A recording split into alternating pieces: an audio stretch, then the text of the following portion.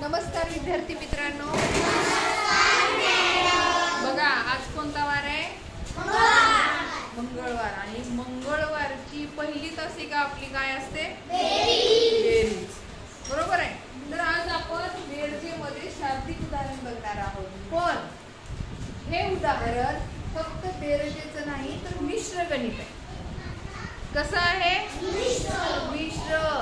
ज्या गणितामध्ये दोन्ही क्रिया असतात किंवा तीन क्रिया असतात त्याला मिश्र, संमिश्र असं म्हणतात. बघा तुमच्या समोर एक शाब्दिक उदाहरण गणित दिलेलं आहे.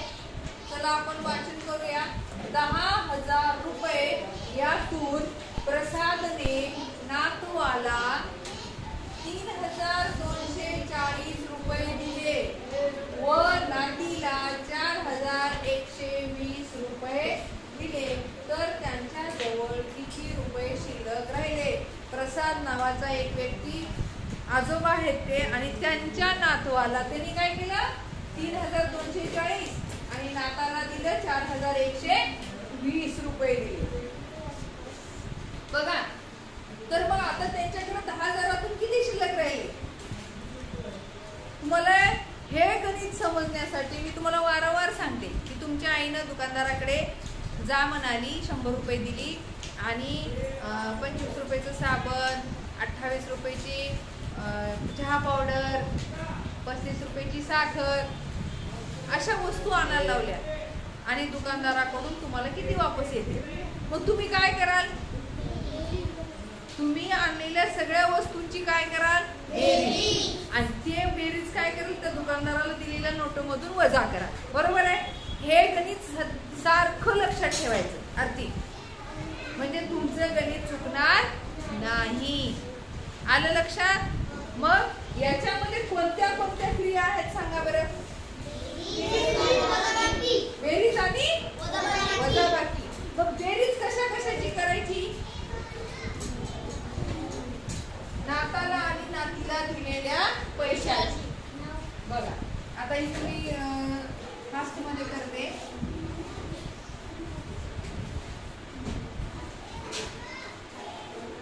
बघा किती दिले नाताला आणि नातीला?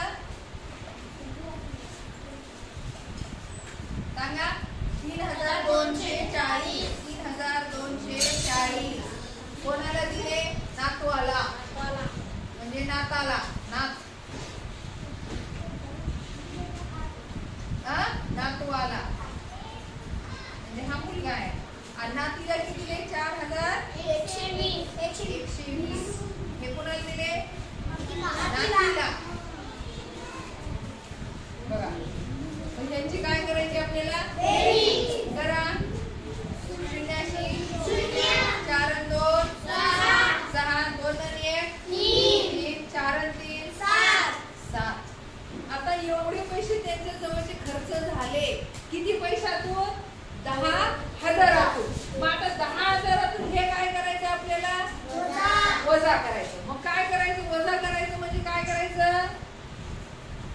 बघा वजाबाकी करायची, पण कशी? खरं आखून. एकक, दशक, शतक, हजार, प्राचीन तसं केलं का? एकक, दशक, शतक, हजार. तुम्हाला माझं काय सांगणं असते नेहमी की बा गणित करताना वेळ लागला तर चालते, पण खरं आखा, एकक, दशक लिहा, हे सांगणं असते की नाही? आता याच्यामध्ये काय करायचं? तुम्हाला ही 10,000 रक्कम काय करायची आहे? ठेवायची आहे.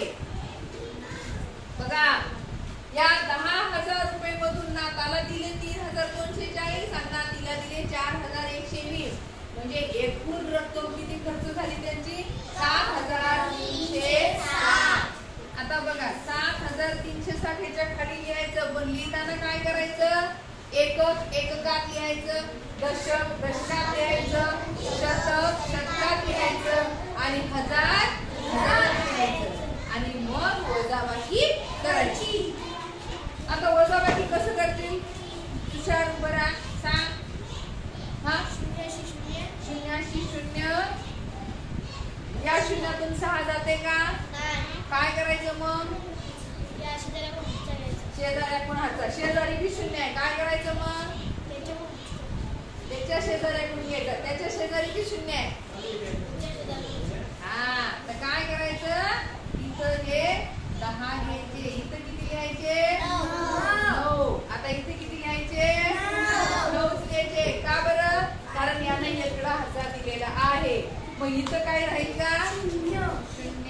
हा, अगोदर ही मांडणी लक्षात ठेवा, म्हणजे तुमचं गणित आयुष्यात कधीच चुकणार. आता बघा, 10 मधनं 6 गेले, 4 राहिले. 9तनं 3 गेले, 6 राहिले. आणि 9तनं 7 गेले, 2 राहिले.